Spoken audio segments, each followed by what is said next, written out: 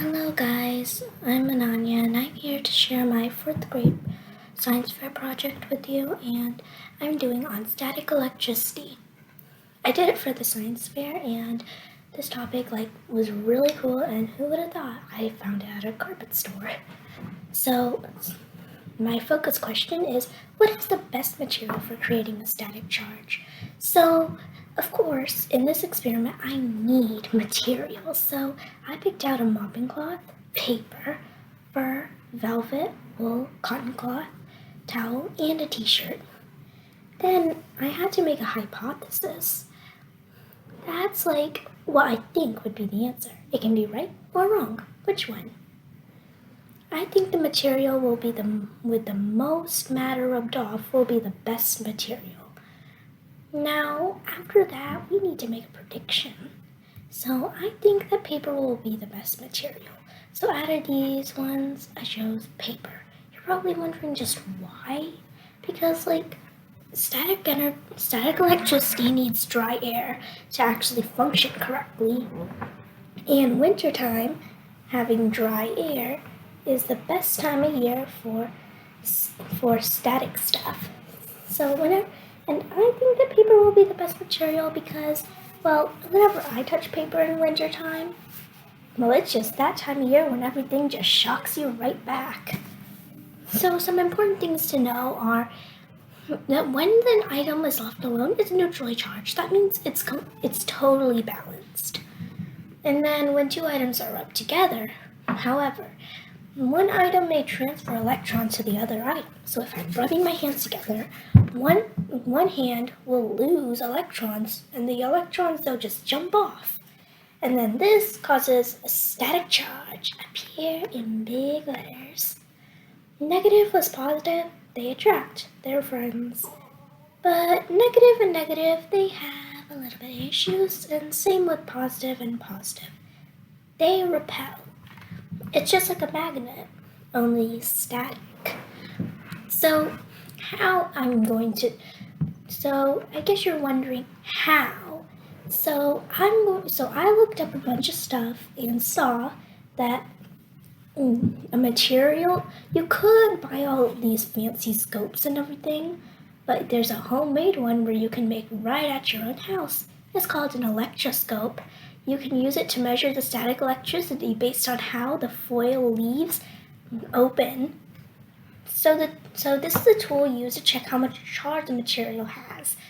So you rub the cloth on something, and then you hold it up to this little spiral wire here, and suddenly the charge travels down and into the foil leaves, separating them because they now are charged with the same charge, negative.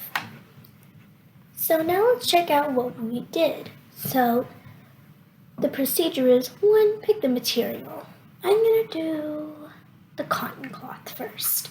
So I took the material and I rubbed it on, and I took a ruler, and then I just rubbed the cloth on, and then I just rubbed, and then again I held it up here, put your wire, and observe the leaves flying. You see, it's that easy. And while you're at it, you gotta record some data and then repeat for the other items.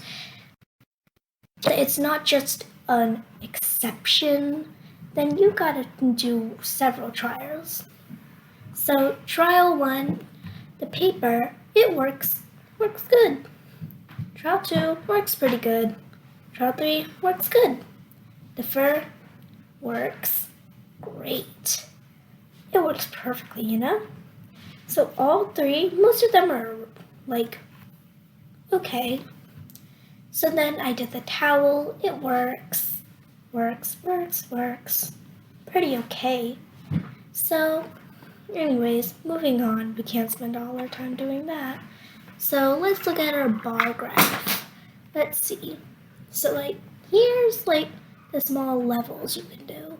There's no charge, little charge is shown, more charge is shown, mostly good amount of charge. So a lot were at mostly good charge, but a couple our unlucky friends, such as our t-shirt, they didn't really work as well, and same with our cotton. And of course we need a conclusion. All experiments do.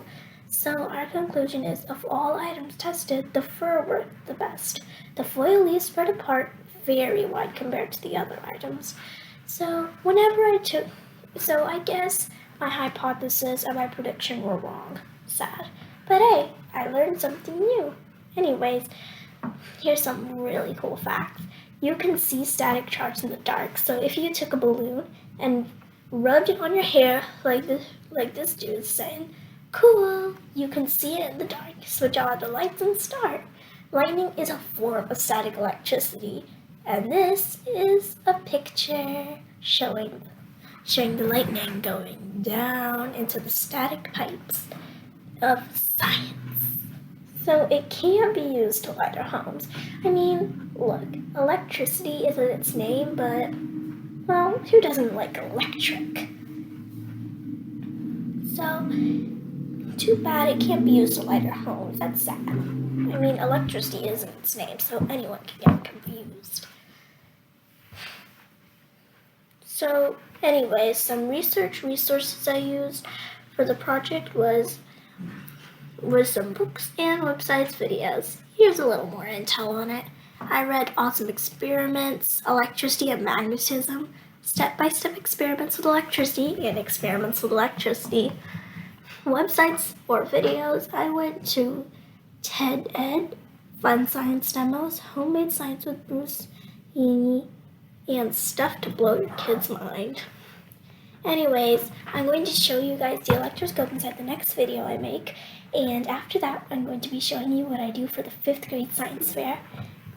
So, please tell me what you think. Bye!